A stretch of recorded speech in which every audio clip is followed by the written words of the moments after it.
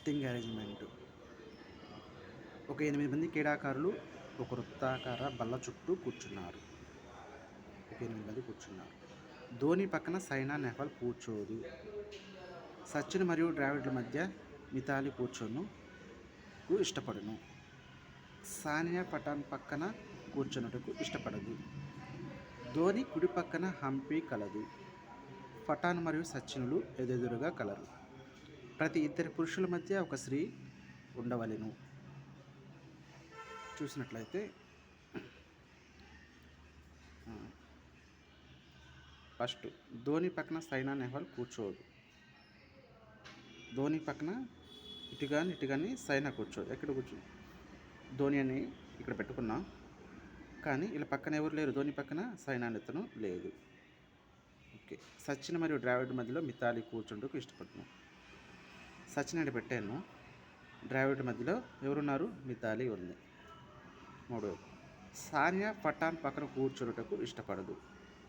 సానియా పఠాన్ పక్కన కూర్చోటకు ఇష్టపడదు. పఠాన్ మరియు సచిన్ ఎదురెదురుగా కలరు. సచిన్ అని పెట్టాను కాబట్టి పఠాన్ ఎదురెదురుగా ఉన్నారు. పఠాన్ పక్కన ఎవరు కూర్చోరు? సానియా కూర్చోదు. ఇక్కడ కానీ సానియా అతను కూర్చోదు కాబట్టి సానియాని అని పెట్టాను. ప్రతి ఇద్దరి పురుషుల మధ్య ఒక స్త్రీ ఉండవలెను. ఇక్కడ ద్రావిడ్ తీసుకున్నాం, సచిన్ తీసుకున్నాం, మధ్యలో మిథాలీ ఉంది. సచిన్ ధోని తీస్తే సానియా ఉంది. ధోని పఠాన్ మధ్య హంపి ఉంది. పఠాన్ ద్రావిడ్ మధ్య సైనా ఉంది. ఈ స్టేట్మెంట్లో ఇది కరెక్ట్గా ఉంది. క్వశ్చన్ చూసినట్లయితే మిథాలీకి ఎదురుగా ఎవరు కలరు? మిథాలీకి ఎదురుగా ఎవరు ఉన్నారంటే హంపి ఉంది. పఠాన్ కుడి పక్కన ఎవరు కలరు? పఠాన్ కుడి పక్కన ఎవరు ఉంటే సైనా ఉన్నారు. అందరూ తమ స్థానాలను రెండేసి చొప్పున సవ్యదిశలో జరిగిన సానియా ఎవరి మధ్యలో ఉండును? అందరూ తమ స్థానాలని 2 చొప్పున మార్చుకుంటారు.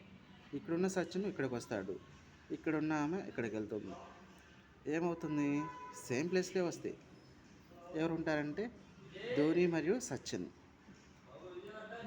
ధోని మరియు సచిన్ మధ్యలో సానియా ఉంది.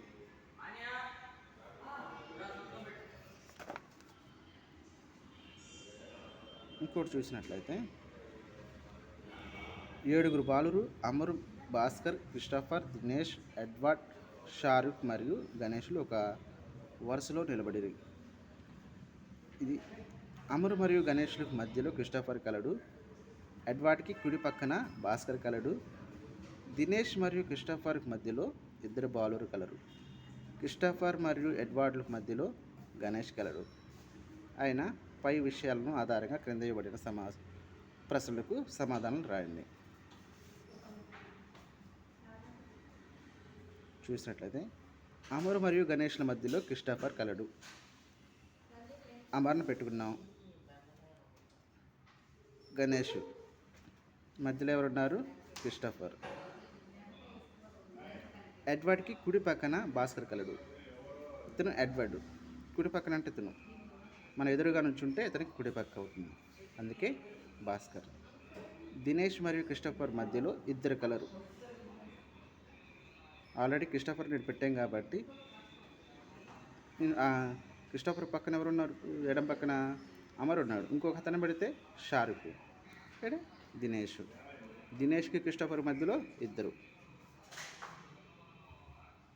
క్రిస్టఫర్ మరియు ఎడ్వర్డ్ మధ్యలో గణేష్ కలడు. క్రిస్టఫర్, ఎడ్వర్డ్ మధ్యలో గణేష్ కలడు. ఈ 2 స్టేట్మెంట్ కూడా రైట్. చూసినట్లయితే అత్యంత ఎడమలో ఎవరు కలరు? ఎడమలో అంటే మనం నుంచుని చూస్తే ఇది ఎడం పక్క అవుతుంది. ఇతనెవరు? దినేష్ ఎడం పక్కన ఉన్నాడు.